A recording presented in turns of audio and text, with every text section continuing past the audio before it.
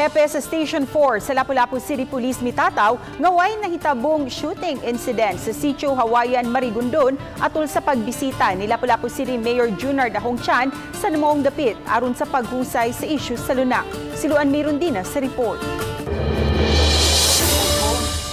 Kay tao ni nako, nauwaw ko nganong siya nanguha, nangubra og kwarta, nga dili siya tagiya mawita.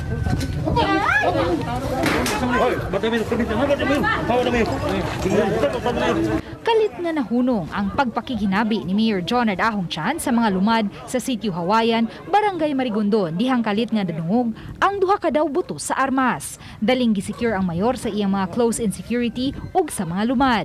Uban sa mayor ni adtong higayuna ang pipila ka mga sakop sa Lapu-Lapu City Police apan kay naputol ang video, wa na makita ang sunod nga panghitabo. Matod sa mayor, personal niyang gisusi ang dapit human may reklamo ang mga mulupyo sa pagpabayad kanila og tag 25,000 pesos ngadto sa 30,000 pesos sa mga lumad nga nagpailang tag-iya sa luna. Apan di ay iya kini sa usa ka pribadong establishmento. So kini tang pobre, wala mangita kay way kaalam, wa pa po nila makumpleto ang bayad, wa nila tanawa og unsa gi latest nga tagiya sa maong yuta, no? Ang hepe sa Station 4, Police Captain Percival Miasco, mitataw nga base sa gihimo nilang investigasyon, wala may nahitabong shooting incident sa dapit. Nagpaabot mi adto kung unsa kay dadon man gyud na sa ato aman ng area.